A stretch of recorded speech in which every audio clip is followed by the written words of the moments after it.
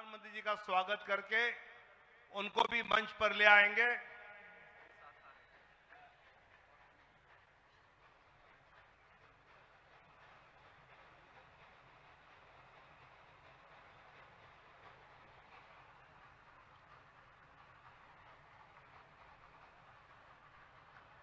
सभी हमारे मान्यवर नेता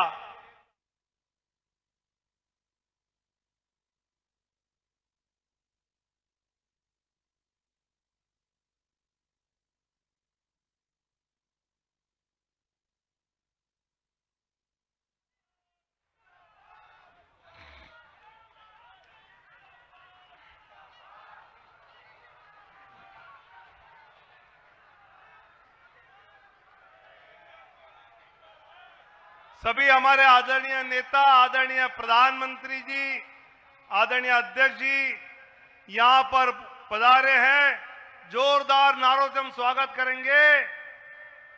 प्रधानमंत्री नरेंद्र मोदी जी,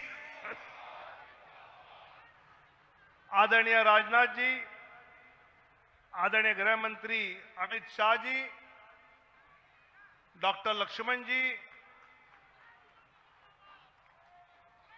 जोरदार तालियों से हम हमारे नेताओं का स्वागत करेंगे।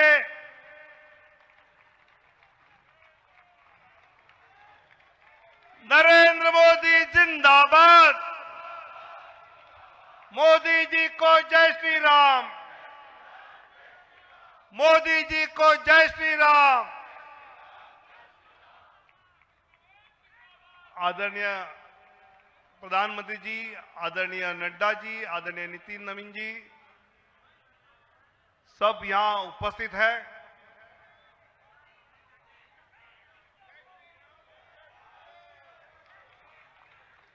सब अपने आसन पर बैठ जाएंगे।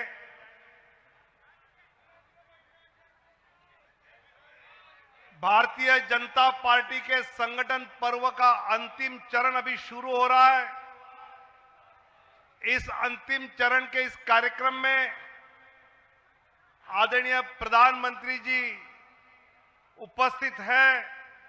मैं हमारे राष्ट्रीय अध्यक्ष आदरणीय जगत प्रकाश नड्डा जी से अनुरोध करूंगा कि वो आदरणीय प्रधानमंत्री जी का पटका पहनाकर हम सब की ओर से और देश में जो चैनल पे लाइव देख रहे हैं उनकी ओर से आदरणीय प्रधानमंत्री जी का स्वागत करें।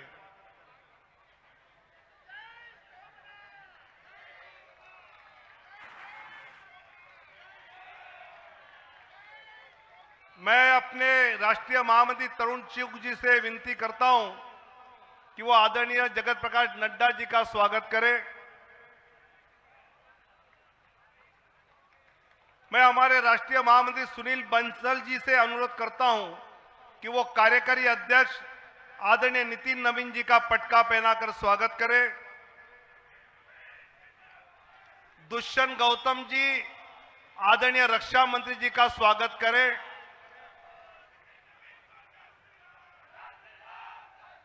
राष्ट्रीय उपाध्यक्ष रेखा वर्मा जी आदरणीय गृह मंत्री जी का स्वागत करें।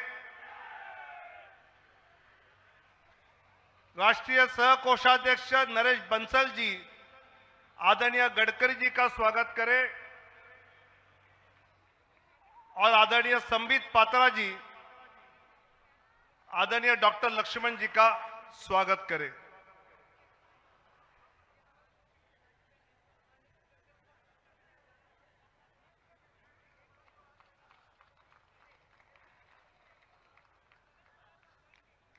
दो सितंबर को भारतीय जनता पार्टी के संगठन पर्व की शुरुआत आदरणीय प्रधानमंत्री जी ने मिस कॉल देकर प्रथम सदस्यता ग्रहण की। उसके पश्चात 24 घंटे में भारतीय जनता पार्टी के 80 लाख सदस्य हुए।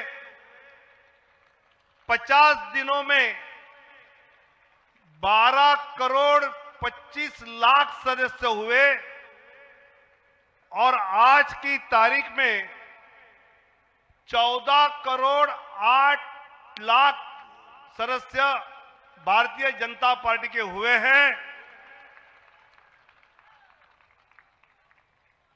ये जो पूरा संगठन पर्व चला, उस संगठन पर्व के बाद सक्रिय सदस्यता के बाद पार्टी के निर्वाचन की प्रक्रिया शुरू हुई, जिसके प्रमुख हमारे ओबीसी मोर्चा के राष्ट्रीय अध्यक्ष, राज्यसभा सांसद आदरणीय डॉक्टर लक्ष्मण जी थे। मैं उनको आमंत्रित करता हूं कि वो आगे की प्रक्रिया शुरू करें। डॉक्टर लक्ष्मण जी।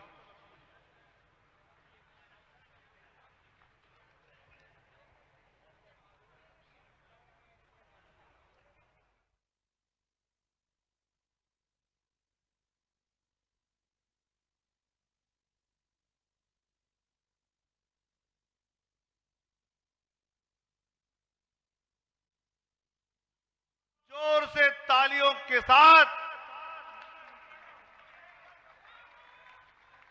नितिन नवीन जी आगे बढ़ो,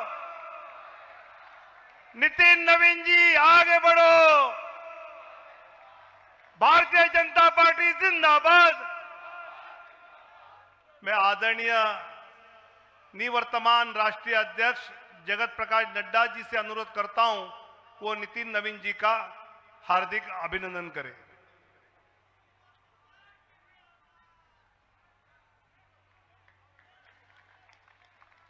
मैं आदरणीय रक्षा मंत्री माननीय राजनाथ जी से नम्र विनंती करता हूं कि वे नए अध्यक्ष जी का हार्दिक अभिनंदन करें।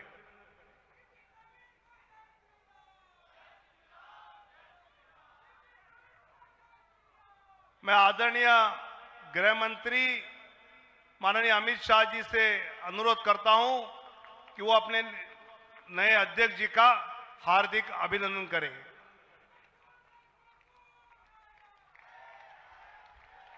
आदरणीय नितिन गडकरी जी से मैं नम्र विनंती करता हूं कि वो अपने नए अध्यक्ष जी का पुष्पमाला पहनाकर अभिनंदन करें।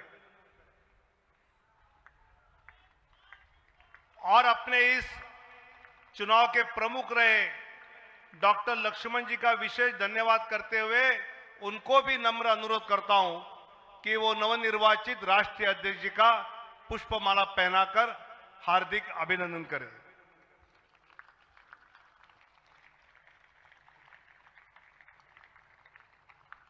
अपने निवर्तमान अध्यक्ष आदरणीय नड्डा जी का नाम सुनते ही अगर कोई शब्द ध्यान में आता है तो सेवा ही संगठन।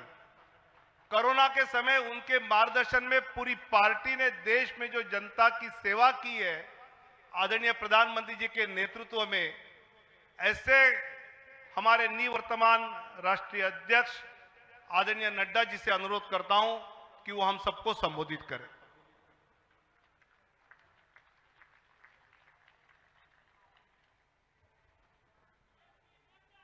भारत के यशस्वी प्रधानमंत्री सम्माननीय श्री नरेंद्र मोदी जी,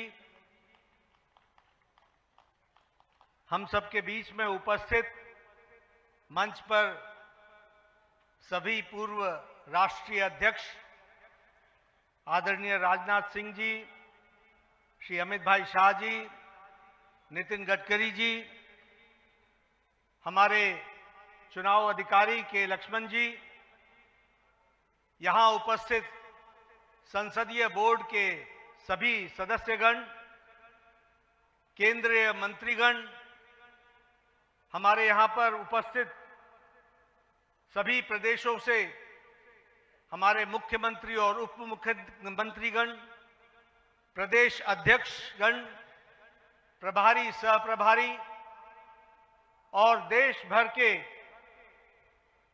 कोने कोने से आए हुए भारतीय जनता पार्टी के वरिष्ठ पदाधिकारी, कार्यकर्ता बंधु और मीडिया के माध्यम से जुड़े हुए हमारे करोड़ों कार्यकर्ता बंधु,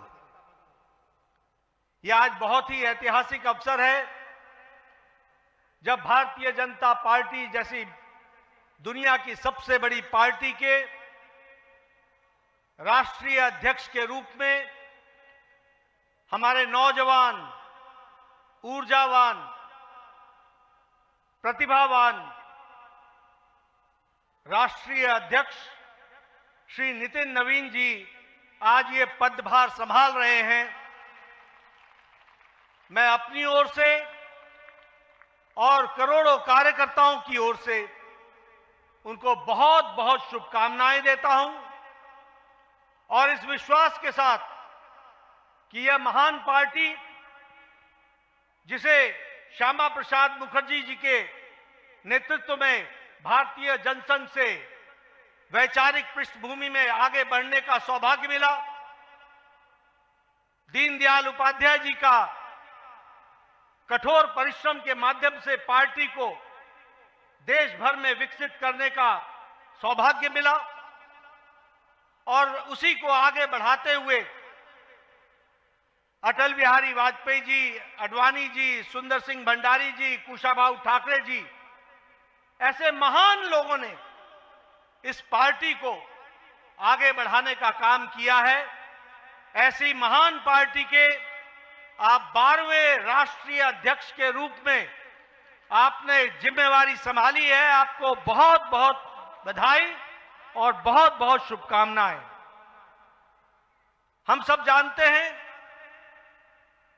कि नितिन जी जो मूलतः कार्यकर्ता हैं, वैचारिक पृष्ठभूमि पर परिपक्व हैं और बहुत ही छोटी उम्र में 5 बार विधायक रह चुके हैं और वर्तमान में भी विधायक हैं। बिहार सरकार में कई बार मंत्री रहे हैं।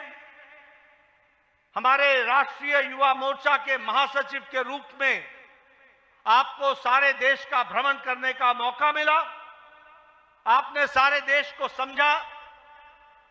आप सिक्किम के भी प्रभारी रहे, आप छत्तीसगढ़ के भी प्रभारी रहे, जहां आपने सरकार को लाने में बहुत बड़ा योगदान किया। ऐसे हमारे नौजवान, ऊर्जावान और प्रतिभावान अध्यक्ष के रूप में आपने कार्यभार संभाला है। आपको बहुत बहुत बधाई, बहुत बहुत शुभकामनाएं और इस विश्वास के साथ कि आप संगठनात्मक अनुभव के साथ साथ प्रशासनिक अनुभव भी रखते हैं, आप इस पार्टी को बहुत तीव्र गति से आदरणीय प्रधानमंत्री मोदी जी के नेतृत्व में इसको आगे ले जाएंगे। इस विश्वास के साथ आपको बहुत बहुत शुभकामनाएं। मैं आज के दिन हमारे आदरणीय प्रधानमंत्री जी को, हमारे संसदीय बोर्ड के सभी सदस्यों को, हमारे करोड़ों कार्यकर्ताओं को, सभी प्रदेश अध्यक्षों को मैं अपनी ओर से बहुत बहुत धन्यवाद देता हूं। मैं धन्यवाद इसलिए देता हूं कि आपने पार्टी को चलाने के लिए जिस ताकत के साथ पिछले वर्षों में मेरे साथ मिलकर काम किया और जो मुझे आपने ताकत दी और जमीनी स्तर पर सरकार के कार्यक्रमों को और पार्टी के कार्यक्रमों को जमीन पर उतारने में आपने जो सहयोग किया, इसके लिए आपको मैं बहुत बहुत धन्यवाद देता हूं। मैं विशेष करके प्रधानमंत्री मोदी जी को धन्यवाद देना चाहता हूं, जिन्होंने हर पल, हर मौके पर, हर छोटी और बड़ी बातों की बारीकियों को आपने संभाल करके पार्टी को दृष्टि देते हुए कार्य करने का जो सुअवसर दिया और जो आपने ताकत दी, उस कारण से हम इस कार्य को कर पाए। आप देश के प्रधान सेवक होने के बावजूद भी, अति व्यस्त रहने के बावजूद भी आपने पार्टी की छोटी छोटी बारीकियों पर ध्यान देकर के पार्टी को आगे बढ़ाने में पूरा योगदान जो दिया, उसके लिए मैं विशेष करके आपको धन्यवाद देना चाहता हूं। मित्रों, हमें यह ध्यान रखना चाहिए कि 2014 से आदरणीय प्रधानमंत्री मोदी जी के नेतृत्व में जो ये भारतीय जनता पार्टी का विजय यात्रा, विजय रथ चला है, वो बिना रुके हुए आगे बढ़ रहा है। इसका मूल कारण है कि आदरणीय प्रधानमंत्री मोदी जी के नेतृत्व को देश के मतदाताओं ने, देश के गांव, गरीब, वंचित, पीड़ित, शोषित, दलित समाज के सभी वर्गों ने इस बात को समझा है कि देश अगर आगे बढ़ रहा है और देश सुरक्षित तौर पर आगे बढ़ रहा है तो वो आदरणीय प्रधानमंत्री मोदी जी के नेतृत्व में बढ़ रहा है। हमने देखा कि जब 2024 के लोकसभा चुनाव में जो हमारी आशा थी उस आशा तक नतीजे नहीं आए। इस नतीजों ने न सिर्फ पार्टी बल्कि देश के जनमानस को हैरान किया। एक देश के मतदाताओं के मन में कसक पैदा हुई, देश के मतदाताओं के मन में एक टीस पैदा हुई और आपने देखा होगा कि देश के मतदाताओं ने ठान लिया कि अब कोई भी चुनाव आएगा तो मोदी जी को भरपूर आशीर्वाद देंगे और देश में पार्टी को आगे बढ़ाने में काम करेंगे।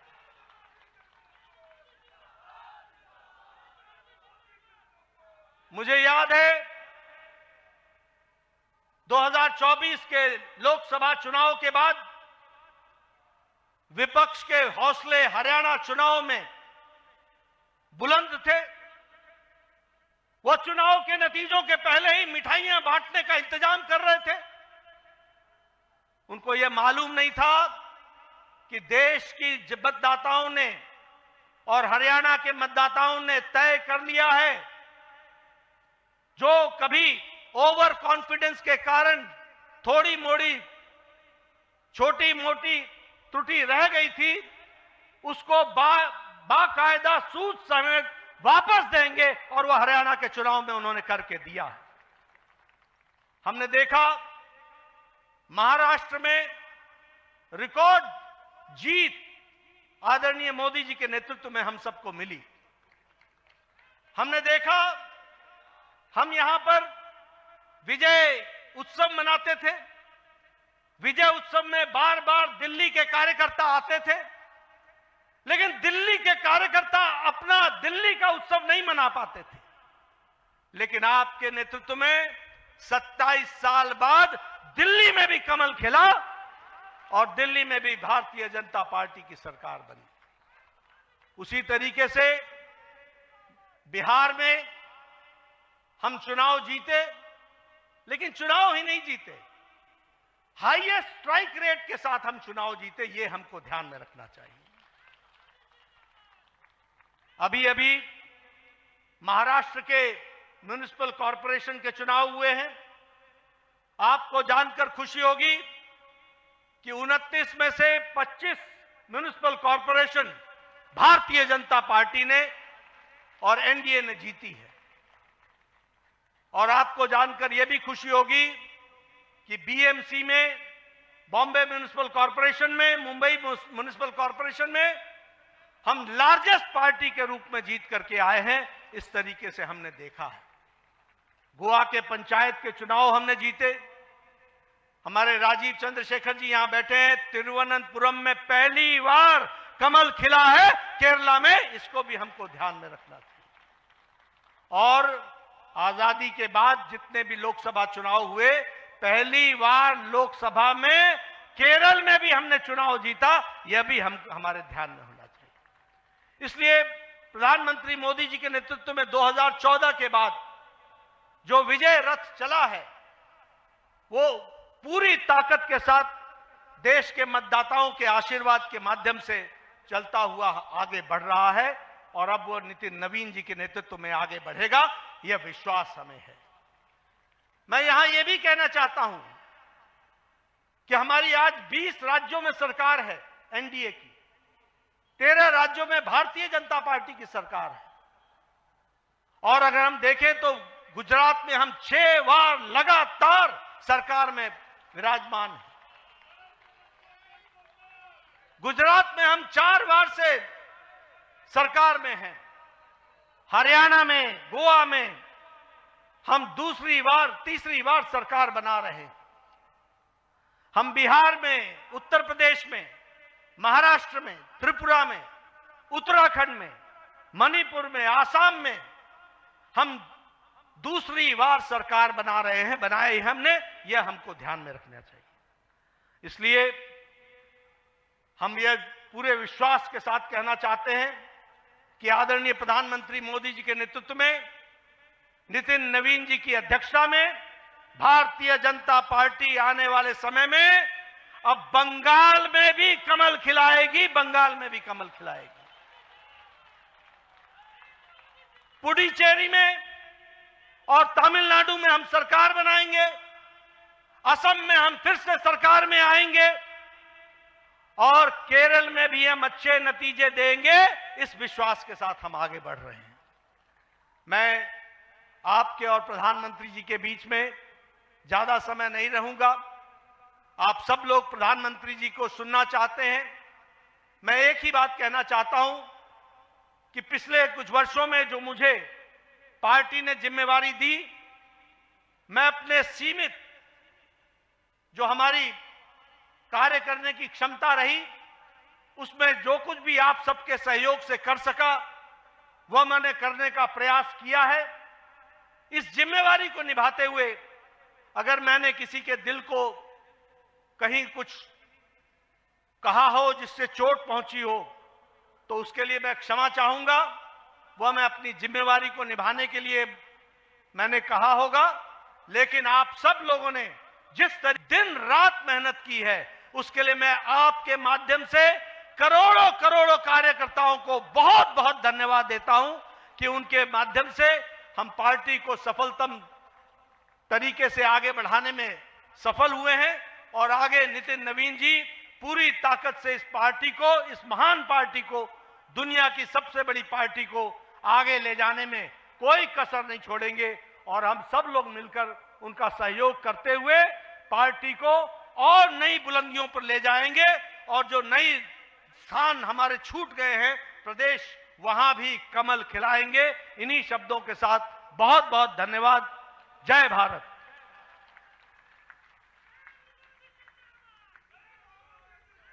धन्यवाद नड्डा जी। भारत देश का नाम गौरव से विश्व में ऊंचे स्थान पर पहुंचाने वाले माननीय डॉक्टर श्यामा प्रसाद मुखर्जी का राष्ट्र प्रेम, आदरणीय दीनदयाल उपाध्याय जी का अंत्योदय और श्रद्धेय अटल बिहारी वाजपेयी जी जिनकी जन्म शताब्दी मना रहे हैं, उनका सुशासन की परंपरा को गौरव से आगे बढ़ाने वाले देश के लोकप्रिय प्रधानमंत्री आदरणीय नरेंद्र मोदी जी को मैं अनुरोध करता हूं कि हम सबको मार्गदर्शन करें। आदरणीय प्रधानमंत्री जी।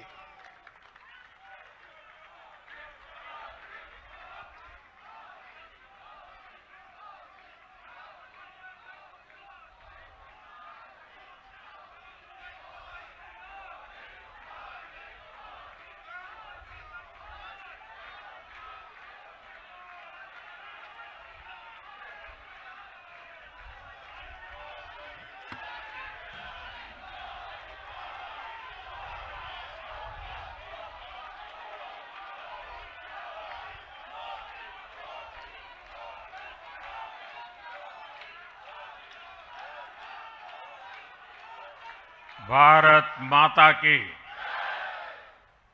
भारत माता की, भारत माता की। भारतीय जनता पार्टी के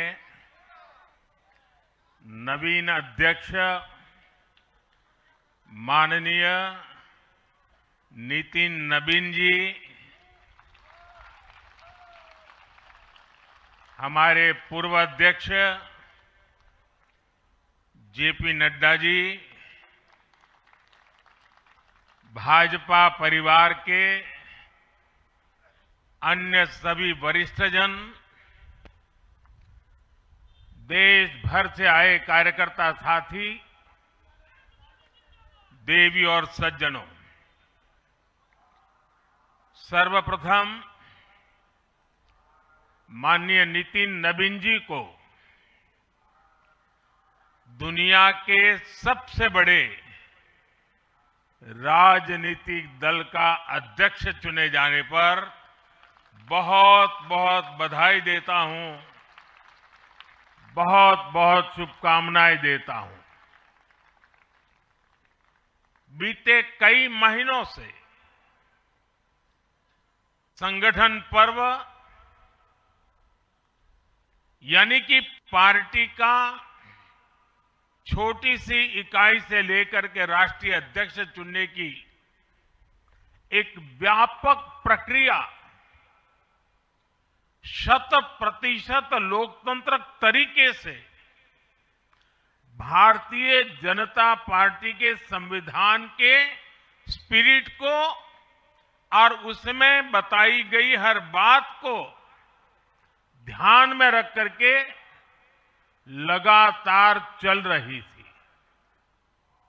आज उसका विधि पूर्वक समापन हुआ है।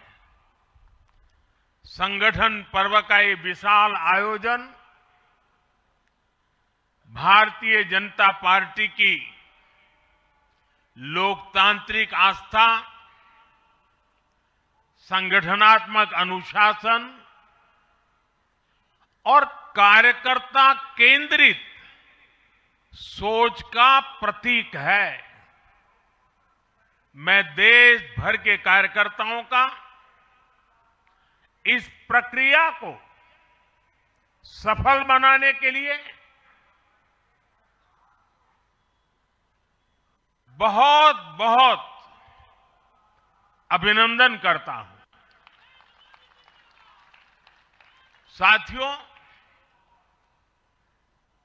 बीते 1-1.5 वर्षों में डॉक्टर श्यामा प्रसाद मुखर्जी की 125वीं जयंती का पर्व, अटल जी की 100वीं जन्म जयंती, राष्ट्रीय स्वयंसेवक संघ के 100 वर्ष, ऐसे महापर्व हम मनाते रहे हैं। ये वो प्रेरणाएं हैं जो देश के लिए जीने के हमारे संकल्प को और मजबूत करती है। हमारा नेतृत्व परंपरा से चलता है, अनुभव से समृद्ध होता है और जनसेवा, राष्ट्र सेवा के भाव से संगठन को आगे बढ़ाता है। साथियों, अटल जी, आडवाणी जी और मुरली मनोहर जोशी जी के नेतृत्व में बीजेपी ने शून्य से लेकर शिखर तक का सफर देखा है।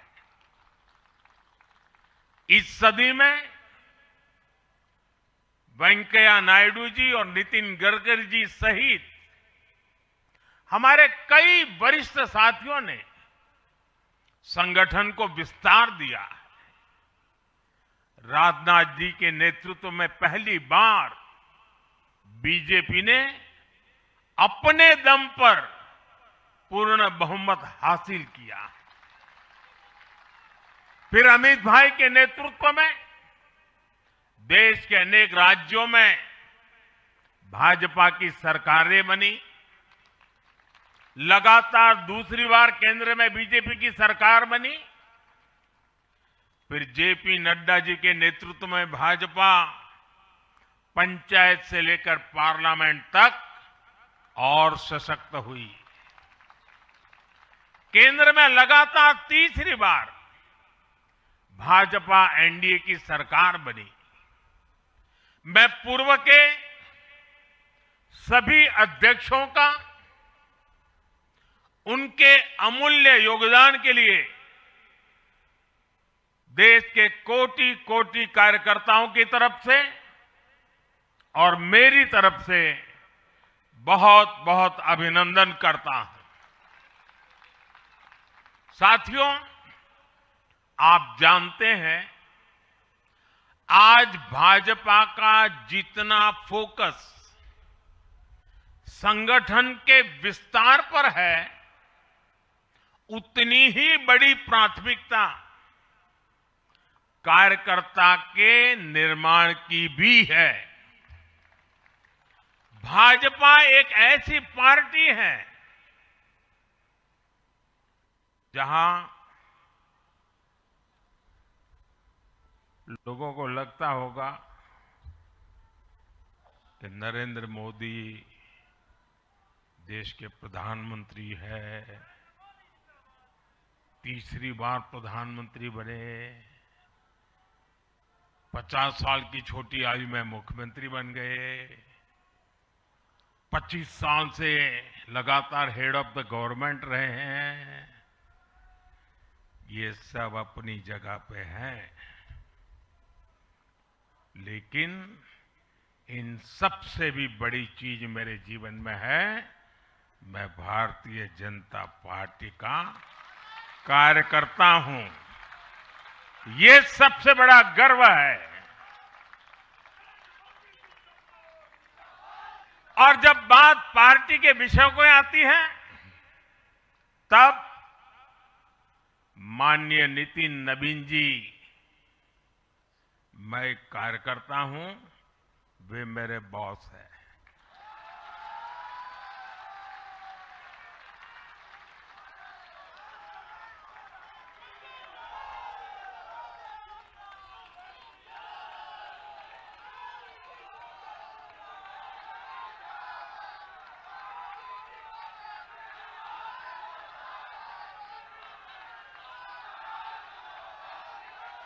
अब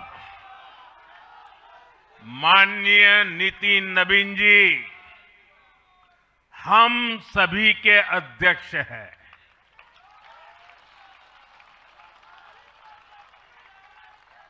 और उनका दायित्व सिर्फ भाजपा को भी संभालना इतना नहीं है, एनडीए के सब साथियों के बीच भी उन्होंने तालमेल का बहुत बड़ा दायित्व भी देखना होता है। साथियों, माननीय नितिन जी के संपर्क में जो भी आया है, वो उनकी सरलता और सहजता की चर्चा जरूर करता है। बीजेपी युवा मोर्चा का दायित्व हो, अलग अलग राज्यों में प्रभारी के रूप में जिम्मेदारी हो, या फिर बिहार सरकार में काम करने का अनुभव हो, नितिन जी ने हमेशा जब जब जो जहां जो जिम्मेवारी मिली, अपने आप को उन्होंने साबित किया है। जिम्मेवारी देने वालों को भी उनके कार्य ने गर्व से भर दिया है। साथियों, ये 21वीं सदी है और देखते ही देखते 21वीं सदी के पहले 25 वर्ष तो पूरे भी हो चुके हैं। आने वाले 25 वर्ष बहुत महत्वपूर्ण है। ये वो कालखंड है जब विकसित भारत का निर्माण होना है और होना तय है।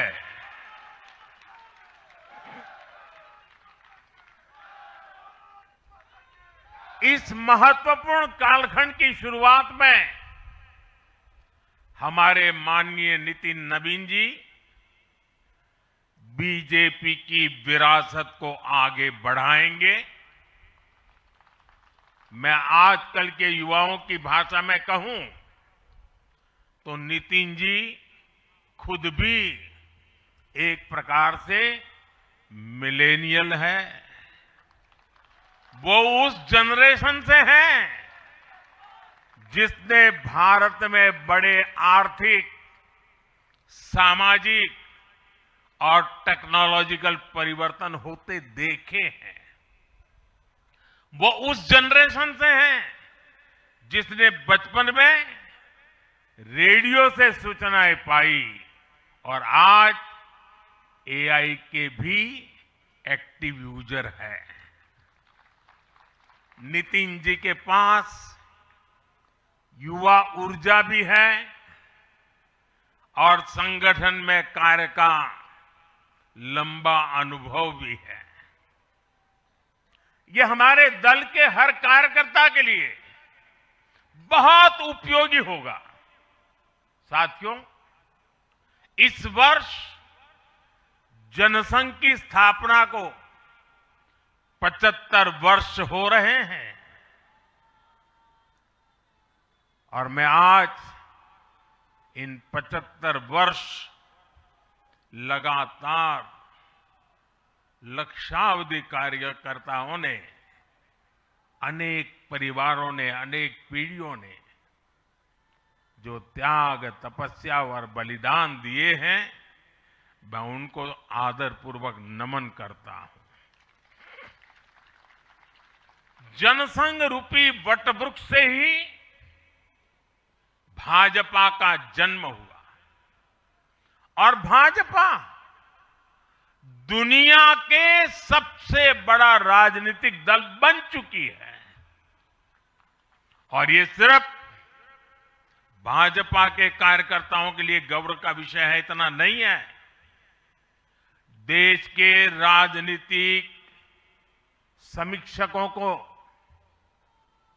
दुनिया को ये बात बतानी चाहिए कि भारत एक ऐसा देश है जिसकी रगों में इसकी मजबूती से लोकतंत्र चल रहा है, कि जहां दुनिया की सबसे बड़ी पॉलिटिकल पार्टी है। साथियों, बीजेपी एक संस्कार है। बीजेपी एक परिवार है। हमारे यहां मेंबरशिप से भी ज्यादा रिलेशनशिप होती है। बीजेपी एक ऐसी परंपरा है जो पद से नहीं, प्रक्रिया से चलती है।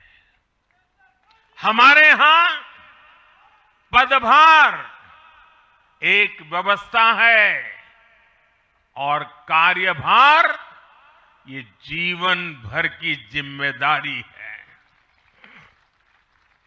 हमारे यहां अध्यक्ष बदलते हैं लेकिन आदर्श नहीं बदलते। नेतृत्व बदलता है लेकिन दिशा नहीं बदलती। साथियों, भाजपा का स्वरूप नेशनल है।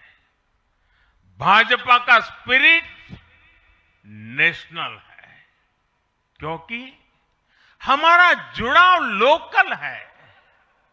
हमारी जड़ें जमीन के नीचे गहरी है।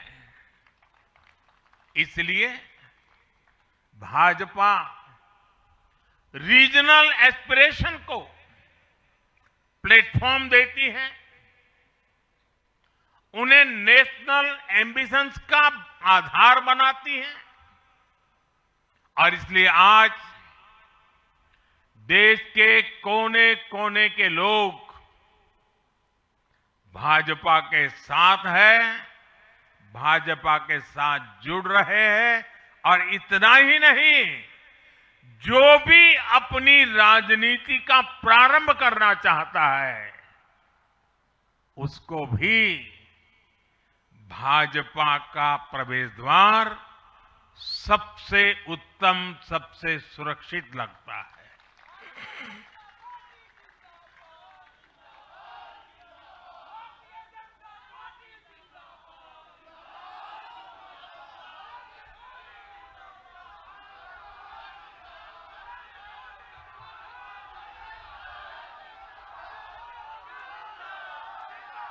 साथियों, जनता जनार्दन की सेवा ये हमारे लिए हमेशा सर्वोपरि रही है।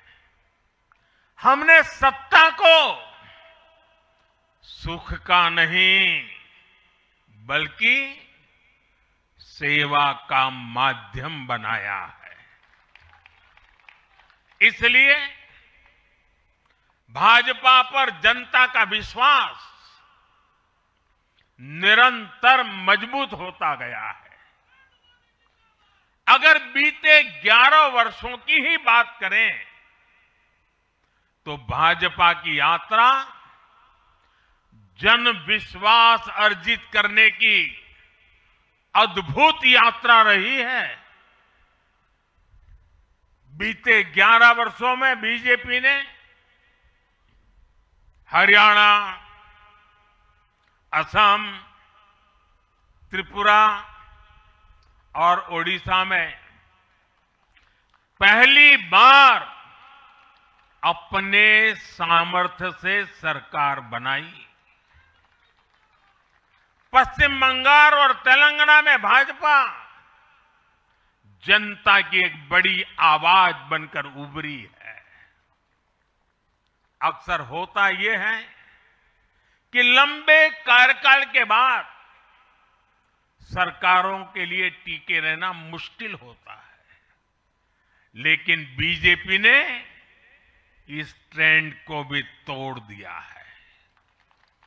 गुजरात हो, मध्य प्रदेश हो, महाराष्ट्र हो, बिहार हो, इन सभी राज्यों में कई कार्यकाल के बावजूद बीजेपी पहले से भी बड़े जनादेश के साथ सरकार में लौटी है।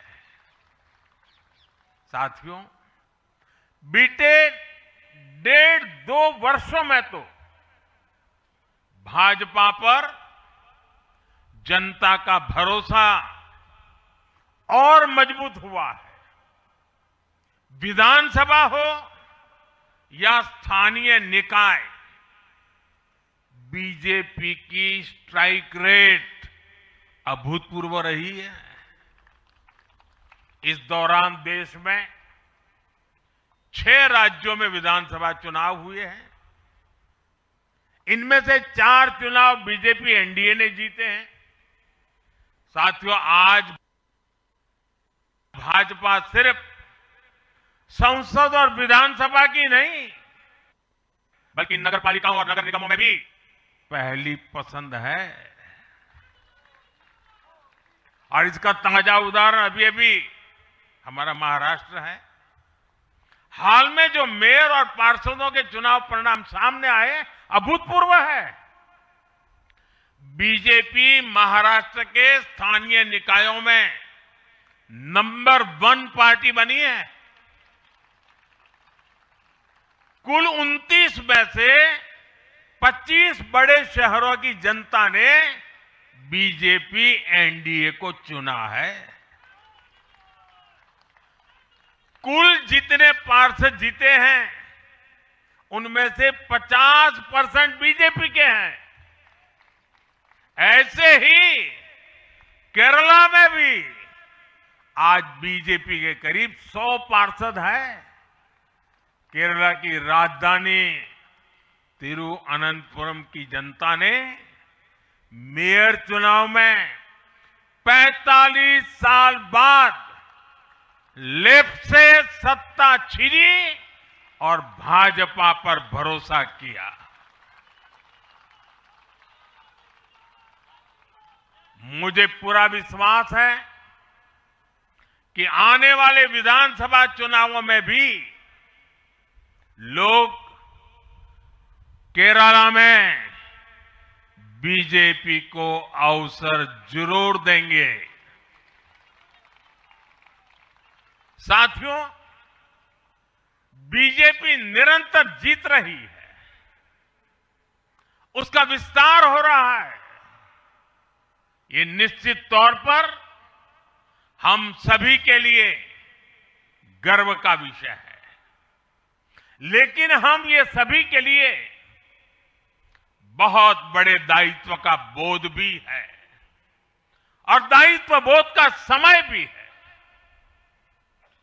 कभी भाजपा ने पार्टी विद अ डिफरेंस के रूप में अपनी यात्रा शुरू की थी। आज बीजेपी पार्टी ऑफ गवर्नेंस भी है। देश के आजादी के बाद शासन के अलग अलग मॉडल देखे हैं। कांग्रेस के परिवारवाद का मॉडल, लेफ्ट का मॉडल, क्षेत्रीय दलों का मॉडल, अस्थिर सरकारों का दौर, ये सब मॉडल देख चुका है। लेकिन आज देश स्थिरता, सुशासन और संवेदनशीलता वाला भाजपा का विकास मॉडल देख रहा है। साथियों, ये भाजपा ही है जिसने सामाजिक न्याय के नारे को सच्चे स्वरूप में जमीन पर उतारा है। हमने गरीब कल्याण की योजनाओं को सरकारी फाइलों से निकालकर गरीब के घर तक पहुंचाया है। साथियों, मैं आपको कुछ उदाहरण देता हूं। आजादी के 70 वर्ष बाद सिर्फ 3 करोड़ ग्रामीण परिवारों तक ही पाइप से पानी पहुंच पाया था। माताओं बहनों की पीड़ा, पानी के लिए उनके संघर्ष की सूध लेने वाला कोई नहीं था। और मुझे याद है, मैं जब गुजरात में राजनीतिक क्षेत्र में नहीं आया था, सामाजिक जीवन में काम करता था, तो हमारे यहाँ एक धंधुका करके स्थान है, वहां मैं जाता था तो वो मुझे वहां के लोग कहते थे कि आप यहां रात को मत रुकिए और जब भी आपका दौरा हो तो सुबह 10 बजे के बाद आइए। नॉर्मली मेरा नेचर रहता था कि हर नए स्थान पर जाके रात को रुकूं, कार्यकर्ताओं से मिलूं, लेकिन धंधुका वाले मना करते थे। क्यों? वो कहते पानी नहीं है, सुबह हम आपको स्नान करने के लिए पानी नहीं दे पाएंगे। वहां तो कहावत चलती थी कि बेटी को बंदूकें दो लेकिन धंधुके मत दो, यानी उसको बंदूक लगा मार दो लेकिन धंधुके में शादी मत करो। पानी नहीं था। ये दर्द मैंने देखा है।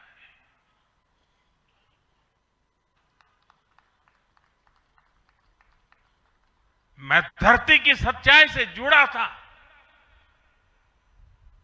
माताओं बहनों की पीड़ा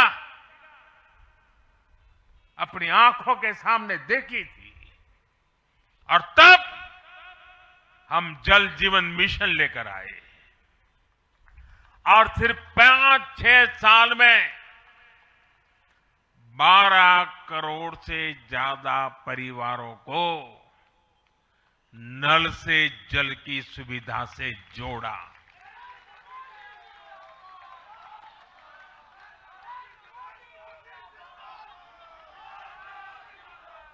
साथियों, ये हमारी सरकार है जिसने धुएं से बीमार होती बहनों की पीड़ा समझी, वरना पहले तो एलपीजी गैस को भी अमीरों का ही सौभाग्य मान लिया गया था। भाजपा ने पूरी संवेदनशीलता के साथ हर घर को एलपीजी गैस कनेक्शन से जोड़ने का अभियान चलाया। वर्ष 2014 तक जहां सिर्फ 14 करोड़ एलपीजी कनेक्शन थे, आज देश में 33 करोड़ से अधिक गैस कनेक्शन है। ऐसे ही गांव की बहनों को लखपति दीदी बनाने का अभियान है। ये भी इसलिए संभव हो पाया क्योंकि भाजपा बहनों बेटियों के सपनों के प्रति संवेदनशील है। साथियों, एक जमाना था हम भी सुनते थे कि फलाना परिवार वो तो लखपति परिवार है, ढीकना परिवार लखपति परिवार है, यानी लखपति होना बहुत बड़ी बात मानी जाती थी। ये मोदी है जो सपने देखता है कि मेरे गांव की गरीब मां भी लखपति दीदी बनेगी।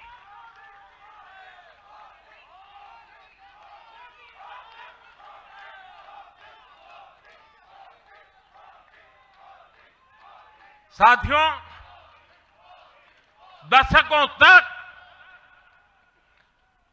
आदिवासी समाज को सिर्फ वोट बैंक से जोड़कर देखा गया, लेकिन संवेदनशील भाजपा के हमारे संस्कारों ने समाज के प्रति समान भाव की हमारी परंपरा के कारण भाजपा ने आदिवासियों में भी सबसे पिछड़ी जनजातियों की पीड़ा को समझा, उनके विकास के लिए पीएम जनमन योजना बनाई और पीएम जनमन योजना के लाभार्थी इतने बिखरे हुए हैं और एक दो दूर दूर जंगलों में पड़े हैं। उनसे एक म्युनिसिपैलिटी की सीट भी जीती नहीं जा सकती है। वोट के हिसाब से कोई उनकी तरफ देखेगा नहीं, लेकिन जब वोट से ऊपर उठ करके संवेदनाएं होती हैं, समाज का कल्याण हमारे संस्कार होते हैं, तो पीएम जनमन योजना जन्म लेती है। आदिवासियों में भी अति पिछड़ा संख्या में भले ही कम है, लेकिन उनके प्रति हमारी संवेदना में कोई कमी नहीं है। साथियों, हमारा नॉर्थ ईस्ट, वहां वोटर उतने नहीं है, सीट भी उतनी नहीं है, इसलिए कांग्रेस की सरकारों में उन्हें बरसों तक उपेक्षित रखा गया। लेकिन संवेदनशील भाजपा ने नॉर्थ ईस्ट को दिल से भी जोड़ा और दिल्ली से भी जोड़ा। एक और उदाहरण आकांक्षी जिलों का है।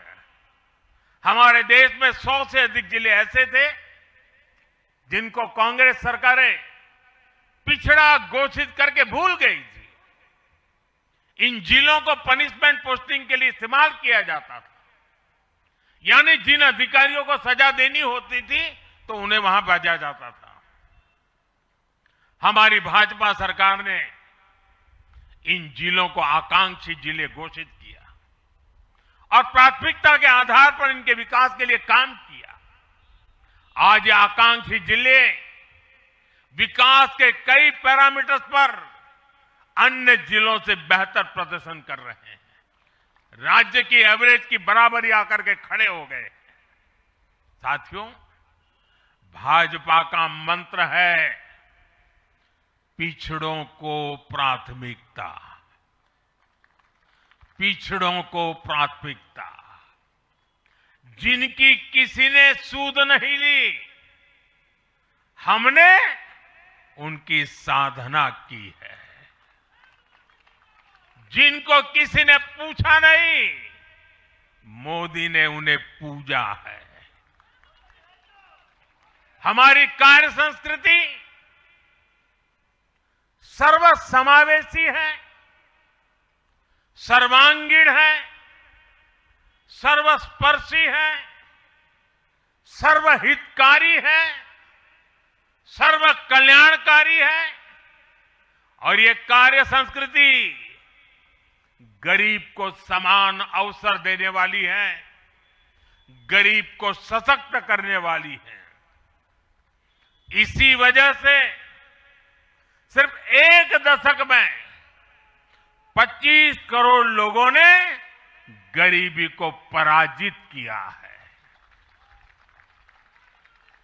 और ये 25 करोड़ लोग कौन हैं? इनमें सबसे अधिक दलित, पिछड़े और आदिवासी परिवार है। साथियों, बीते वर्षों में जन विश्वास की जो पूंजी हमने अर्जित की है, उस भरोसे को कायम रखना बहुत बड़ी जरूरत है। देश की जनता 2047 तक विकसित भारत बनाने के लिए संकल्पित है। इसलिए बीते 11 वर्षों में रिफॉर्म्स की जो यात्रा हमने शुरू की है, वो अब रिफॉर्म एक्सप्रेस बन चुकी है। हमें राज्यों के स्तर पर, शहर की इकाइयों के स्तर पर, जहां भी भाजपा एनडीए सरकारें हैं, वहां रिफॉर्म्स की गति तेज करनी है। भाजपा सिटी गवर्नेंस का भी एक नया मॉडल देश के सामने प्रस्तुत कर रही है। इस लक्ष्य के साथ हम आगे बढ़ना चाहते हैं। साथियों, जब हम सत्ता में नहीं भी थे, तब भी हम अपने मूल आदर्शों से कभी नहीं भटके। हम राष्ट्र प्रथम के भाव से, नेशन फर्स्ट के भाव से डटे रहे,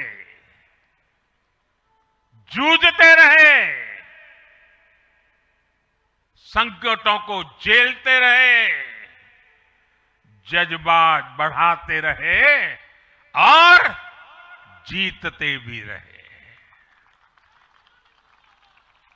हम वो लोग हैं, हमारा वो चरित्र है, हमारे वो संस्कार है।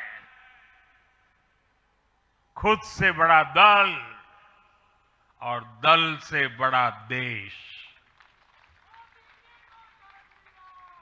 ये भाजपा के हर कार्यकर्ता का संस्कार है, भाजपा के हर कार्यकर्ता का जीवन मंत्र है। इसी भाव के साथ बीते 11 वर्षों में हमने अनेक चुनौतियों पर विजय पाई है। जम्मू कश्मीर से आर्टिकल 370 की दीवार गिराना हो, 3 तलाक के खिलाफ कानून बनाना हो, इनको कभी असंभव माना जाता था। आज ये हकीकत बन चुके हैं।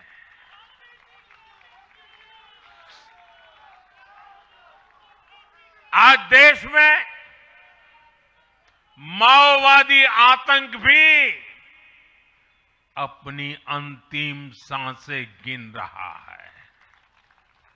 साथियों, आगे भी हमें हर चुनौती का पूरे सामर्थ्य से सामना करना है।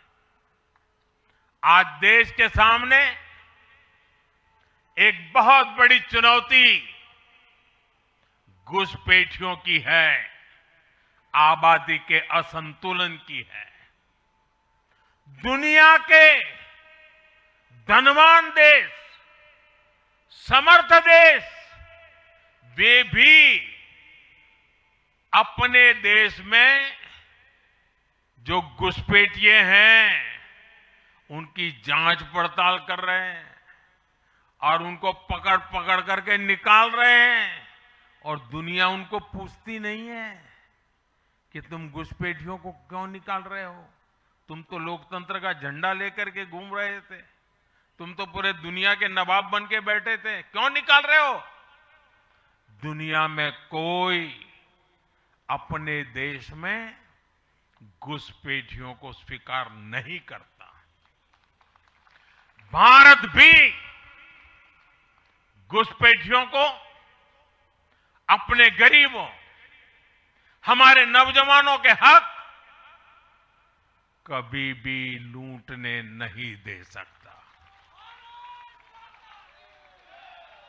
घुसपैठिए देश की सुरक्षा के लिए बहुत बड़ा खतरा है। उनकी पहचान करके उन्हें वापस उनके देश भेजना बहुत आवश्यक है। इसके अलावा ऐसे राजनीतिक दल जो वोट बैंक की राजनीति में घुसपैठियों को बचा रहे हैं या उन्हें कवर दे रहे हैं, उन्हें हमें पूरी शक्ति से जनता के सामने बेनकाब करना ही होगा, उनको एक्सपोज करना ही होगा। साथियों, एक और बड़ी चुनौती अर्बन नक्सल की भी है। अर्बन नक्सल का दायरा इंटरनेशनल हो रहा है और यहां अर्बन नक्सल की बड़ी चतुराई होती है। ये यहां मीडिया वाले इतने बैठे हैं ना, अगर साल में एकाध बार भी अगर मोदी की किसी अच्छी चीज को उन्होंने ट्वीट कर दिया या टीवी पे बोल दिया या अखबार में लिख दिया तो उस पत्रकारी तो ऐसी फजेत कर देते, उसके पीछे ऐसे पड़ जाते हैं, उसको अछूत बना देते हैं, भविष्य में वो कभी बोल ना सके ऐसा कर देते हैं। ये अर्बन नक्सल की स्टाइल है। हमको भी सालों तक ऐसा अछूत बना के रख दिया पूरे देश में भाजपा को। अब देश समझ गया है अर्बन नक्सलों के कारनामे।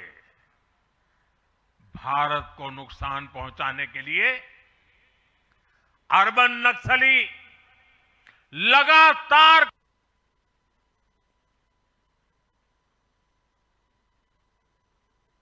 इस वक्त हम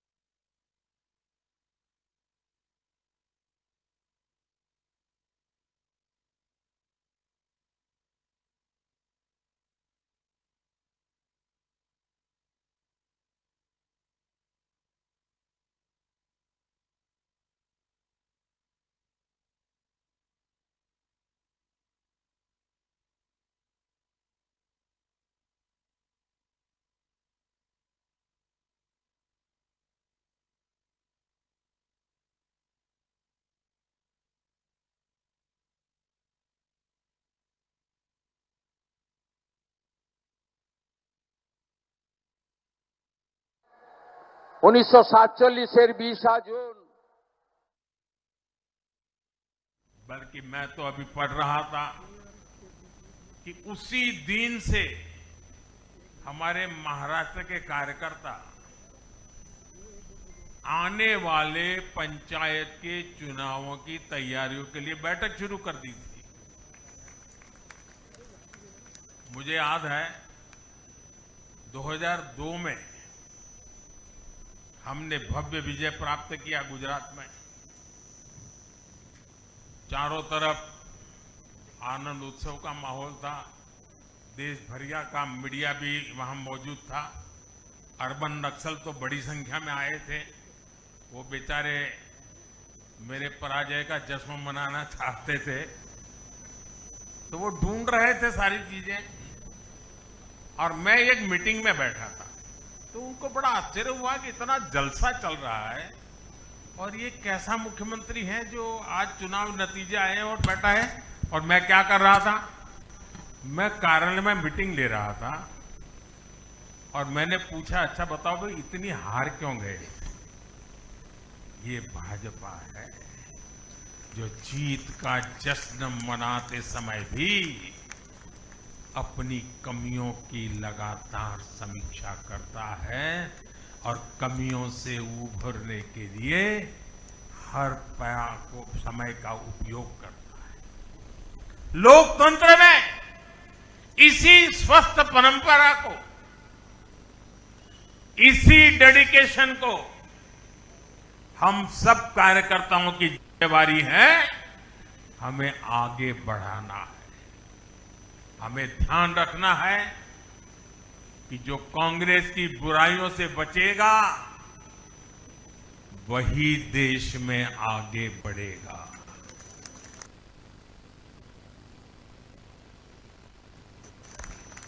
साथियों, आज भाजपा परिवार को अपना नया मुखिया मिला है। कांग्रेस की बुराइयों से बचेगा वही देश में आगे बढ़ेगा। साथियों, आज भाजपा परिवार को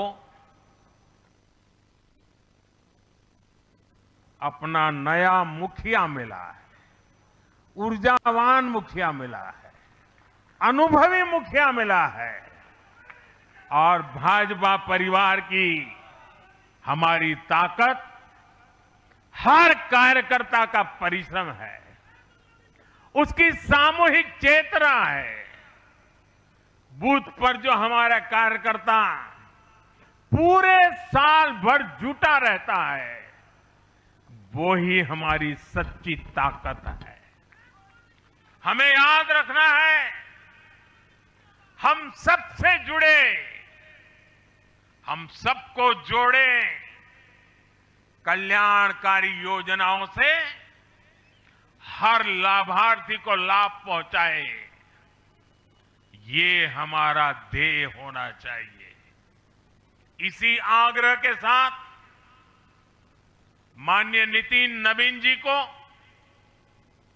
बीजेपी के कोटि कोटि कार्यकर्ताओं की तरफ से पुनः बहुत बहुत शुभकामनाएं देता हूं। और साथियों, आज का पल हम सबके लिए बहुत विशेष पल है। हमारे राष्ट्रीय अध्यक्ष जी अब हमारा मार्गदर्शन करने वाले हैं। उनका एक एक शब्द हमारे लिए आगे की दिशा होगी। हमारे आगे के कार्य रचना के लिए उनका मार्गदर्शन हमारी अमूल्य पूंजी होगी। मैं भी एक कार्यकर्ता के तौर पर मैं पहले नए अध्यक्ष जी को मेरे काम का हिसाब दे रहा था। मैंने हिसाब दिया, अब वो मेरा सीआर लिखेंगे। लेकिन अब मेरे आगे के काम के लिए मैं उनके मार्गदर्शन की प्रतीक्षा कर रहा हूं। मैं उनको सुनने के लिए बहुत ही उत्सुक हूं, आतुर हूं। फिर एक बार बहुत बहुत धन्यवाद।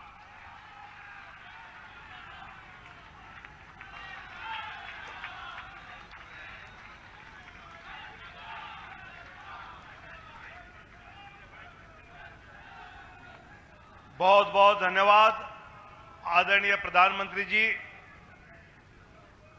हमारे नवनिर्वाचित राष्ट्रीय अध्यक्ष जी का राजनीतिक सफर तब शुरू हुआ जब वो बिरला इंस्टीट्यूट ऑफ टेक्नोलॉजी के तीसरे वर्ष में पढ़ाई कर रहे थे और कुछ परिस्थितिजन्य कारणों से पढ़ाई छोड़नी पड़ी और इंजीनियर बनने वाले नितिन जी को राजनीतिक सफर शुरू करनी पड़ी। ऐसे संगठन कुशल, राजनीतिक कुशाग्रता और एक सफल प्रशासक रहे,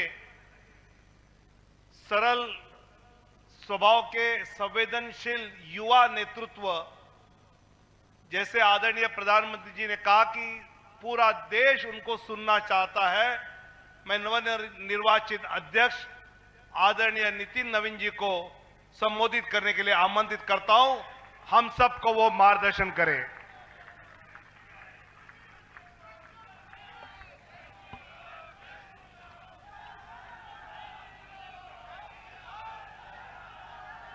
भारत माता की, भारत माता की। भारतीय जनता पार्टी जिंदाबाद, भारतीय जनता पार्टी जिंदाबाद।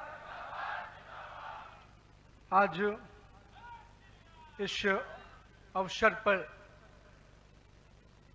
हमारे भारतीय जनता पार्टी के वैसे नेतृत्वकर्ता जिन्होंने देश को ही नहीं पूरे विश्व को नेतृत्व दिया, और मैं कह सकता हूं एक प्रधान सेवक के रूप में जिस प्रकार से उन्होंने सेवा की है वो हमारे कालखंड के सभी कार्यकर्ताओं के लिए प्रेरणादायी हैं।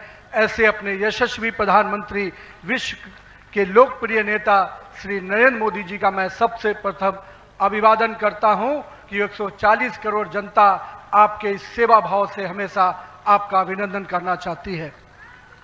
हमारे बीच में भारतीय जनता पार्टी के पूर्व के राष्ट्रीय अध्यक्ष, वर्तमान में भारत सरकार के रक्षा मंत्री आदरणीय श्री राजनाथ सिंह जी, भारतीय जनता पार्टी के पूर्व के अध्यक्ष और हमारे गृह मंत्री आदरणीय श्री अमित शाह जी, और मैं जिस शख्सियत को सबसे पहले आज के इस अवसर पर जरूर प्रणाम करना चाहता हूं और नमन करता हूं, अभिनंदन करता हूं अपने निवर्तमान अध्यक्ष और भारत सरकार के केंद्रीय स्वास्थ्य मंत्री आदरणीय जेपी नड्डा जी को, हमारे पूर्व राष्ट्रीय अध्यक्ष और देश में सड़क परिवहन और राज्य मार्ग मंत्री के रूप में अपना अलग छवि बनाने वाले आदरणीय नितिन गडकरी जी, भारतीय जनता पार्टी के सभी संसदीय बोर्ड के सदस्यगण, राष्ट्रीय संगठन महामंत्री BL संतोष जी, और जिन्होंने इस पूरी चुनाव प्रक्रिया को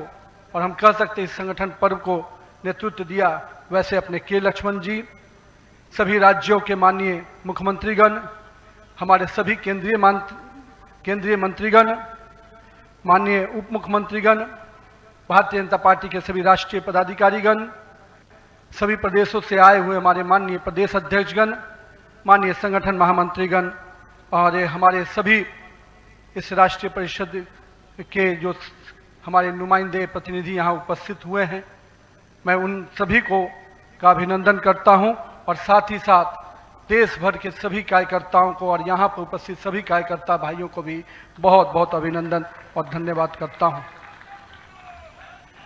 आज मैं सर्वप्रथम हृदय की गहराइयों से आप सबका आभार व्यक्त करता हूं जो हमारे मंच पर शीर्ष पर बैठे हैं, हमारा शीर्ष नेतृत्व और यहाँ पर बैठा हुआ पार्टी का वैसा नेतृत्व जिसने हर बूथ तक भाजपा के विस्तार में योगदान दिया है। आपने मुझ जैसे सामान्य कार्यकर्ता को पार्टी का इस सर्वोच्च पद तक पहुंचाने का अवसर दिया है, मैं इसके लिए आप सभी को प्रणाम करता हूं। माननीय आदरणीय प्रधानमंत्री जी, मैं हृदय से आपका आभार व्यक्त इसलिए करता हूं क्योंकि हम लोग ने हमेशा दूर से ही एक कार्यकर्ता के रूप में किस प्रकार से आप देश सेवा का काम लगातार कर रहे हैं, हमने हमेशा देखा कि जब पहली बार मैं गुजरात के आनंद में आपके साथ एक कार्यक्रम में शिरकत किया था, मुझे याद है मैं उस समय राष्ट्रीय महामंत्री था और मैंने कहा जब आपको उस समय सद्भावना मिशन के कार्यक्रम में एक एक व्यक्ति को सुनते देखा और जब कार्यक्रम की समाप्ति के बाद आपने अपना ग्रीन रूम में हम लोग से जब बातचीत किया तो किस भाव से वो इतने बड़ी संख्या में गुजरात के लोग आते क्यों हैं, आपने हम वहां पर बैठे हुए लोगों को समझाया कि ये व्यक्ति, ये जो इतने लोग आते हैं, ये केवल हमसे गुजरात की जो भावना जुड़ी है, जो विकास की भावना गुजरात को हमने अपने साथ जोड़ा है, इसके कारण इतने लोग आते हैं। मैंने उस दिन समझा कि एक व्यक्ति बड़ा तब बनता है जब लोगों की भावनाओं से अपने आप को जोड़ता है। मैं इसके लिए आज आपका इसलिए भी अभिनंदन करता हूं क्योंकि आपके कार्यकाल में मैंने देखा कि जो भाजपा की सोच रही है सर्वव्यापी और सर्वस्पर्शी, आपने उस सोच के साथ काम किया। आपने जो मूल मंत्र दिया सबका साथ, सबका विकास, सबका विश्वास, सबका प्रयास, आज देश का हर पूरा जनमानस उसके साथ अपने आप को जोड़कर देख रहा है। मैं आज इस अवसर पर पुनः पूरे आदर और सम्मान के साथ अपने निवर्तमान अध्यक्ष जेपी नड्डा जी का अभिनंदन करता हूं, इसलिए कि पिछले कार्यकाल में मैंने देखा कि किस प्रकार से संगठन को आपने अभूतपूर्व रूप से विस्तार खुद करते हुए किया, साथ ही साथ कार्यकर्ता आधारित कैसे राजनीति हो इसको आपने बढ़ाया। और अभी बहुत बड़ी बात हम लोगों सब लोगों ने देखा, जिस कोरोना कालखंड में एक एक व्यक्ति अपने घर के अंदर महफूज हो रहा था, उस समय सेवा के उस परंपरा को, सेवा की संस्कृति को आपने जिस प्रकार से समाज में भाजपा कार्यकर्ताओं से आह्वान किया कि आप जाइए, आगे बढ़िए और सेवा के भाव से इस देश में कोरोना कालखंड में लोगों की सेवा कीजिए। पूरा संगठन आपके साथ खड़ा रहा। माननीय प्रधानमंत्री जी का जो निर्देश था उसको आपने जिस तरीके से लागू किया वो हम सब कार्यकर्ताओं के लिए अनुकरणीय हुआ।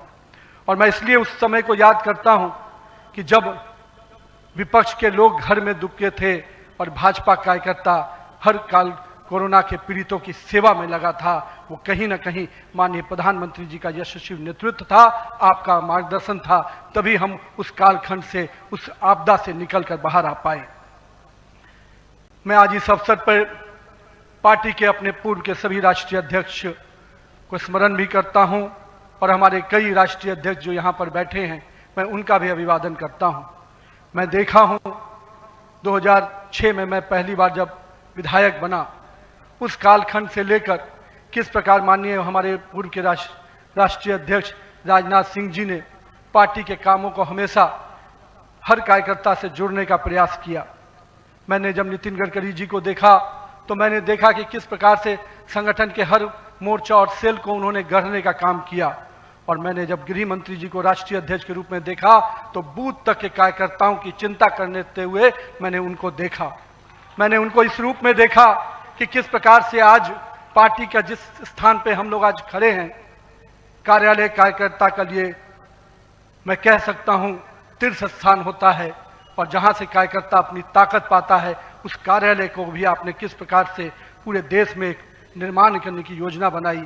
और आज हर बूथ का कार्यकर्ता अपने आप को उस तीर्थ पर जाकर अपने आप को धन्य महसूस करता है। मैं आज अपने पूर्व के सभी राष्ट्रीय अध्यक्षों को इस अवसर पे बहुत बहुत अभिनंदन करता हूं और साथ ही साथ उन सब को स्मरण करते हुए उनका आभार व्यक्त करता हूं कि उन्होंने पार्टी को इस मुकाम तक पहुंचाने में बहुत बड़ा योगदान दिया है। मैं आज नमन करता हूं उन लाखों कार्यकर्ताओं को जिन्होंने पार्टी का संगठन, राष्ट्रवाद के विचार और भारत माता की मान बढ़ाने के लिए अपना जीवन न्यौछावर किया। आज उनकी तपस्या और त्याग ही है का परिणाम है कि आज पार्टी इस ऊंचाई तक पहुंच पाई है। मैं उस भूमि से आता हूं जहां महात्मा बुद्ध, महावीर, चाणक्य, सम्राट अशोक, आर्यभट्ट, गुरु गोविंद सिंह, जेपी, राजेंद्र बाबू और जननायक कर्पूरी ठाकुर की वो भूमि को भी मैं नमन करता हूं। उस पाटलिपुत्रा की भूमि को भी नमन करता हूं। साथ ही साथ इस अवसर पे मैं अपने माता और पिता को भी निश्चित रूप से स्मरण करते हुए उनको नमन करता हूं, क्योंकि कहीं ना कहीं आज मेरे व्यक्तित्व में किसी एक शख्सियत का मैं मानता हूं तो निश्चित रूप से मेरे माता पिता का संस्कार, पार्टी का विचार और कहीं ना कहीं मेरे बड़ों का मार्गदर्शन मुझे यहाँ तक पहुँचाया है और मेरे कार्यकर्ताओं का स्नेह मुझे यहाँ पर पहुँचाया है। आज के दिन मैं अपने क्षेत्र की जनता को भी प्रणाम करता हूँ, जिसने मुझे एक विधायक के रूप में चुना जरूर, पर संगठन ने मुझे जिस प्रकार से गढ़ने का काम किया, आज मैं इसी कारण से उस जनता के आशीर्वाद और पार्टी के मार्गदर्शन के कारण यहाँ तक पहुँच पाया हूँ। आज का क्षण मेरे लिए संकल्प का क्षण है। आज सिर्फ एक पद को धारण नहीं कर रहा हूँ, मैं पार्टी के इस विचार को, परंपराओं को, एक राष्ट्रवादी आंदोलन की जिम्मेदारी को स्वीकार कर रहा हूँ। और मैं इस अवसर पर साथ अपने सभी वरिष्ठ कार्यकर्ताओं को भी प्रणाम करता हूँ। साथियों, हम लोगों ने देखा है श्यामा प्रसाद मुखर्जी जी का प्रखर राष्ट्रवाद किस प्रकार से हमारे हर कार्यकर्ताओं के मन में बसा हुआ है।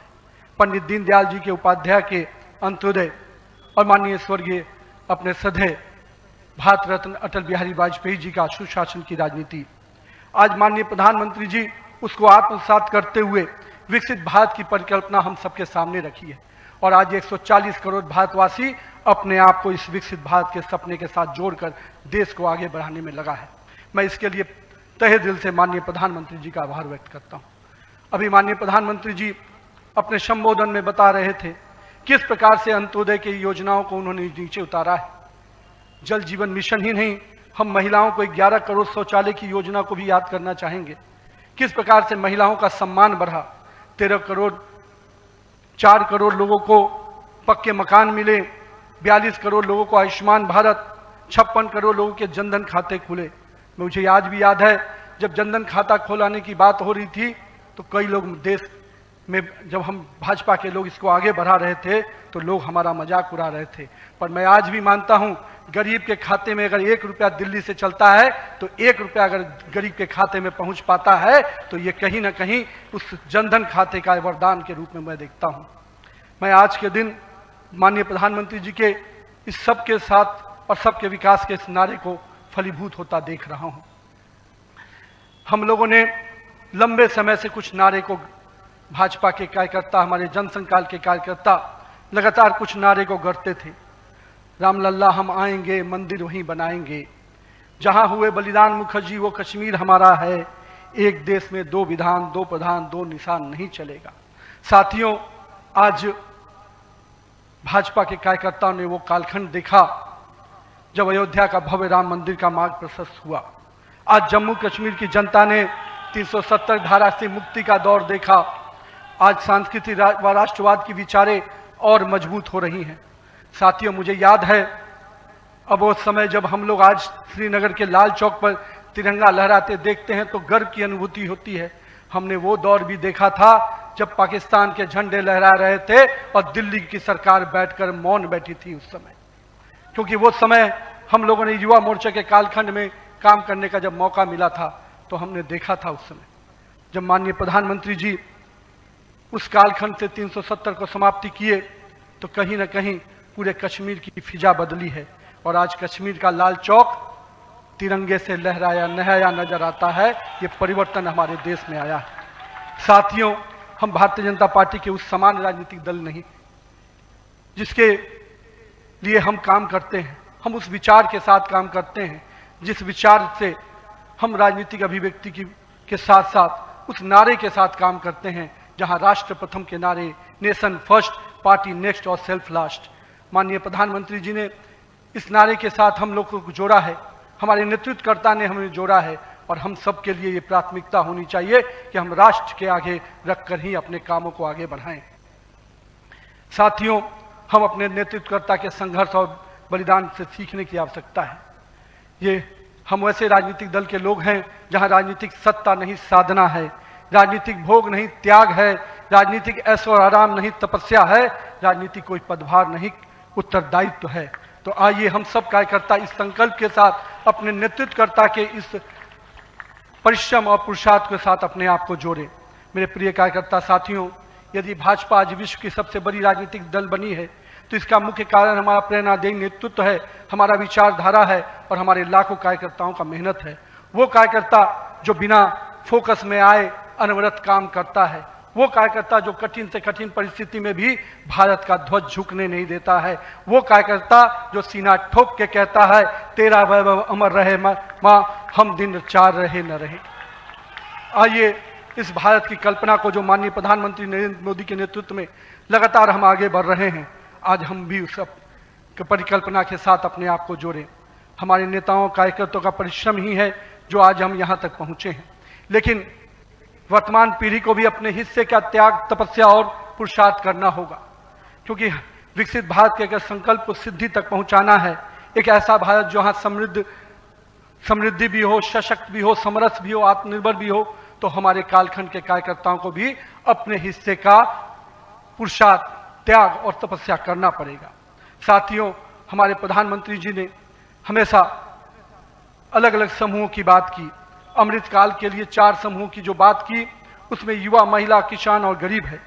हमें अब इन नई पहचानों के साथ आगे बढ़ना है, तभी हम आधुनिक, प्रगतिशील और विकसित भारत की कल्पना को साकार कर पाएंगे। आज 15 अगस्त 2024 के दिन जब माननीय प्रधानमंत्री जी ने आज भी उसकी चर्चा की, और 15 अगस्त 2024 को जब लाल किले की प्राचीर से माननीय प्रधानमंत्री जी ने युवाओं को सार्वजनिक जीवन में आने का आह्वान किया, तो मैं देश के युवाओं से कहना चाहूँगा, राजनीति से दूरी समाधान नहीं, सक्रिय भागीदारी ही समाधान है। आइए एक सकारात्मक राजनीति के लिए युवाओं को आगे आने की आवश्यकता है। लेकिन साथ ही साथ मैं युवा साथियों से कहूँगा, मेरे भाइयों, राजनीति शॉर्टकट नहीं है, राजनीति 100 मीटर का रेस नहीं है, राजनीति लॉन्ग मैराथन है, जहां स्पीड का नहीं स्टेमिना का टेस्ट होगा। तो आइए राजनीति के इस पिच पर हम अपनी जड़ों को मजबूत कर कर काम करें। और भारतीय जनता पार्टी का वॉच टावर तो बहुत स्ट्रांग होता है मित्रों, इसलिए आप अपने बूथ में निरंतर रूप से काम करते रहिए, अपने मंडल में काम करते रहिए। भाजपा का वॉच टावर, भाजपा का केंद्रीय नेतृत्व इतना मजबूती तरीके से हर पारी से नजर रखता है, कहीं ना कहीं आपको भी उस मुकाम तक पहुंचाएगा। साथियों, आज जब भारतीय जनता पार्टी के कार्यकर्ता माननीय प्रधानमंत्री जी अभी हम सबको बता रहे थे कि किस प्रकार से पंचायत से पार्लियामेंट तक का सफर के लिए हर एक कार्यकर्ता लगे, हम आज इस अवसर पर जहां केरल, महाराष्ट्र, गोवा और अरुणाचल प्रदेश के स्थानीय निकायों में हुई शानदार जीत के लिए अपने सभी कार्यकर्ताओं को और उस क्षेत्र की जनता का भी आभार व्यक्त करते हैं। लेकिन मित्रों, अगर पंचायत से पार्लियामेंट का सफर तय करना है और लगातार हर जगह पर भारतीय जनता पार्टी का परचम लहराना है, तो हमको अपने समय के लिए पूरा मेहनत और परिश्रम की पराकाष्ठा करनी होगी। चूंकि अगर 2047 का विकसित भारत बनाना है, तो हमको भी अपने पूरे मेहनत और परिश्रम के साथ उसमें जुड़ना होगा। साथियों, हाल में हमने देखा किस प्रकार से तमिलनाडु के एक पहाड़ी के पवित्र कार्तिकेय दीपम को रोकने का प्रयास विपक्षी दलों के द्वारा किया गया। यह नहीं है किसी रोकने के लिए विपक्ष के लोगों ने साजिश नहीं की। हमें याद है, हम लोग अभी हाल में देख रहे थे किस प्रकार से न्यायाधीश के विरुद्ध भी महाभियोग लाने का प्रयास किया गया। आज हम जब सोमनाथ की बात करते हैं और स्वाभिमान पर्व मनाने की प्रयास करते हैं, तो विपक्षी दलों के लोगों को तकलीफ होती है। हमारा मानना है कि इस तरह की परंपराओं को रोकने वाली ताकतों को परास्त करने की आवश्यकता है। राम सेतु के अस्तित्व को नकारने वाले, कार्तिकेय दीपम का विरोध करने वाली ताकतों को भारत की राजनीति में अब कोई स्थान नहीं मिल सकता, ऐसा हमें प्रयास करना है। साथियों, अगले कुछ महीने में तमिलनाडु, असम, बंगाल, केरल और पुडुचेरी में चुनाव होने जा रहा है और वहां की डेमोग्राफी की पूरी चर्चा हो रही है।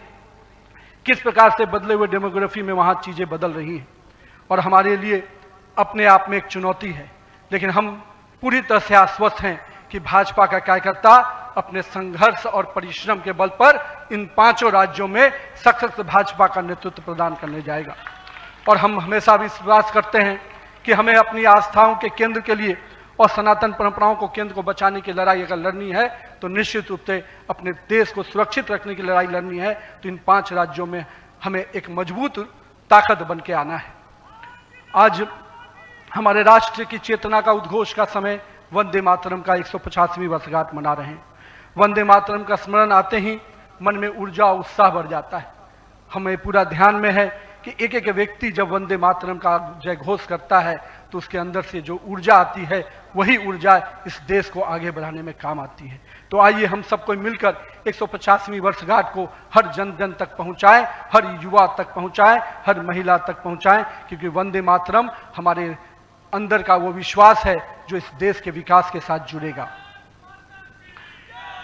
सत्ता को सेवा का माध्यम बनाते हुए माननीय प्रधानमंत्री जी ने पिछले 25 वर्षों में जिस प्रकार से सरकार के मुखिया के रूप में गुजरात में और अब देश के प्रधानमंत्री के रूप में भारत के विकास में लगातार आप काम कर रहे हैं, निश्चित रूप से आपका प्रेरणादायी नेतृत्व हम जैसे नए कार्यकर्ताओं के लिए, हम जैसे पार्टी के कार्यकर्ताओं के लिए एक मापदंड है जिसको हम लोग निश्चित रूप से आपसे सीखते हैं। और मैं तो कहूँगा कि जिस सुशासन को मॉडल को आपने पूरे देश और विश्व में स्थापित किया है, अन्य सभी राज्य सरकारों को भी उस मॉडल के साथ काम करना चाहिए, तभी हम विकास के सही मापदंड को अंतिम व्यक्ति तक पहुंचा पाएंगे। आइए हम सब मिलकर विकसित भारत के संकल्प को पूरा करने की भागीदारी सुनिश्चित करें। एक शक्तिशाली गतिमान संगठन के साथ राष्ट्र निर्माण की इस यात्रा को नई ऊंचाइयों तक लेके चले। भारत माता की जय। वंदे मातरम।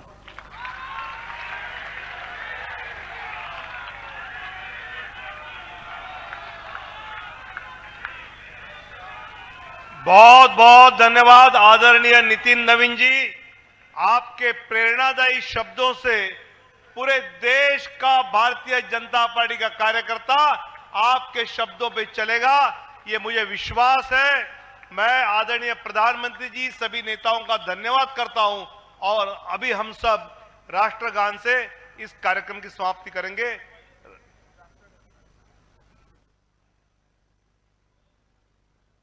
अधिनायक जय हे भारत भाग्य विधाता, पंजाब सिंध गुजरात मराठा द्राविड़ उत्कल बंगा, विंध्य हिमाचल यमुना गंगा उज्जल जलधि तरंगा, तव शुभ नामे जागे तव शुभ आशीष मांगे, गाहे तव जय गाथा, जन गण मंगलदायक जय हे भारत भाग्य विधाता, जय हे जय हे जय हे जय जय जय जय हे।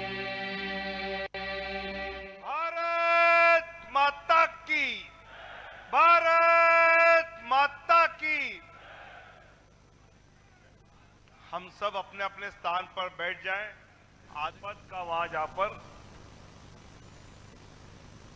स्थान ग्रहण करेंगे।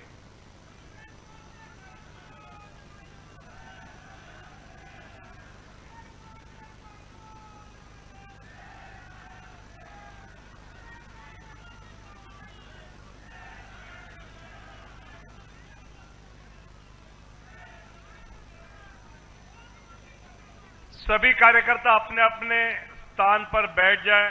कृपया दो छोटी सूचना देता हूं।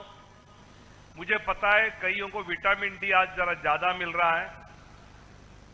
अध्यक्ष जी को लगा इसकी आवश्यकता है, इसलिए शायद इस प्रकार की व्यवस्था की होगी। जरा कृपया बैठ जाए, सभी बैठ जाए कृपया।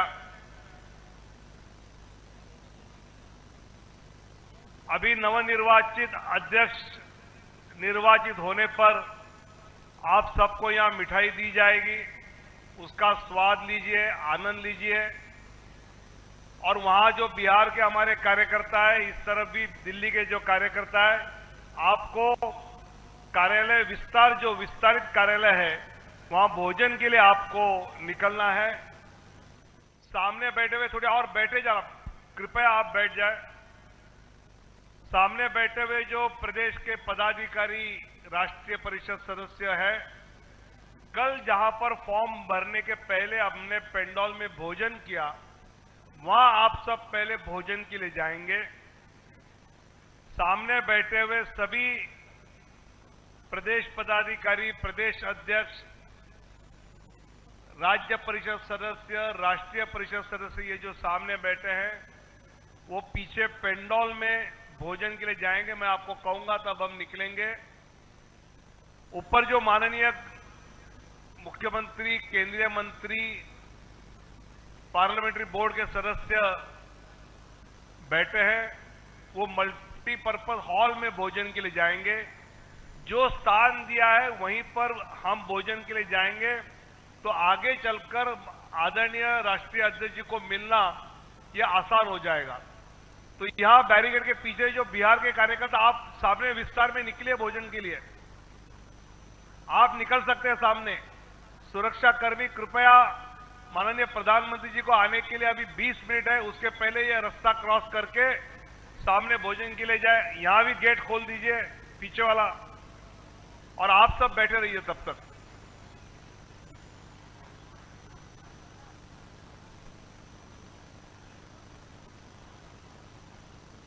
यहां जरा गेट खोल दीजिए, सबको उस तरफ जाने दीजिए। बाकी जो विटामिन डी ले रहे जरा रुको, विश्वास सतर्क बसा।